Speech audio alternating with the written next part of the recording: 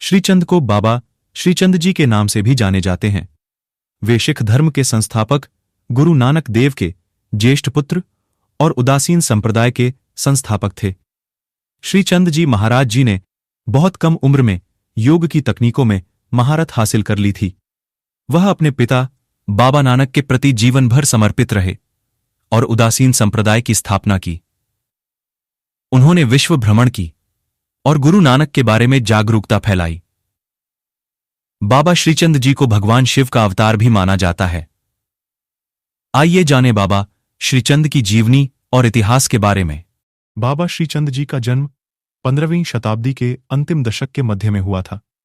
गुरु नानक के बाद जहां सिखों के दूसरे गुरु अंगद देव जी ने सिख धर्म का प्रचार प्रसार किया, वहीं बाबा श्रीचंद ने उदासी संप्रदाय का। चौथे गुरु अमरदास का स्पष्ट कहना था कि सिख धर्म और उदासी संप्रदाय अलग अलग है। इसीलिए सिख धर्म भी उदासी और गृहस्थ इन दो भागों में बंट गया था। गृहस्थों में भी अमृतधारी और सहजधारी गुट थे। सिखों में निर्मल और अकाली ये दो भाग थे। जहां निर्मल वाले ने ज्ञान विज्ञान व धर्म के प्रसार का जिम्मा संभाला, अकालियों ने इस्लामी क्रूरता के विरुद्ध शस्त्र उठाए। सिख साम्राज्य की स्थापना करने वाले महाराजा रणजीत सिंह की सेना में भी अकाली अच्छी खासी संख्या में थे। निर्मल समुदाय को ब्राह्मणों की तरह ही जानी माना गया। अहिंसा प्रिय और निरापद सिखों को भी संघर्ष के लिए इस्लामी आक्रांताओं के सामने हथियार उठाने पड़े थे। यहां हम बात कर रहे हैं बाबा श्रीचंद की।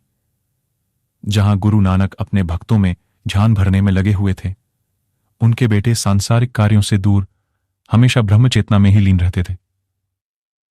जवाहरलाल नेहरू की केंद्रीय कैबिनेट में कृषि मंत्री रहे कन्हैयालाल माणिकलाल मुंशी लिखते हैं कि महाराणा प्रताप अकबर से लड़ते लड़ते जब परेशान और निराश हो गए थे, तब बाबा श्रीचंद ने उनका उत्साहवर्धन किया था। प्राचीन काल से ही भारत में ऋषि मुनि राजाओं को सही मार्ग दिखाते रहे हैं। संसार को मिथ्या और माया समझने वाले बाबा श्रीचंद बचपन से ही संन्यास ग्रहण की इच्छा रखते थे। वो जहां जंगल में रहने की बातें करते थे, गुरु नानक गृहस्थी बसाने का उपदेश देते थे।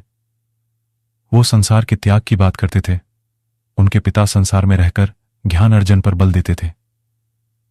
बाबा श्रीचंद जी की मां का नाम सुलखनी देवी था।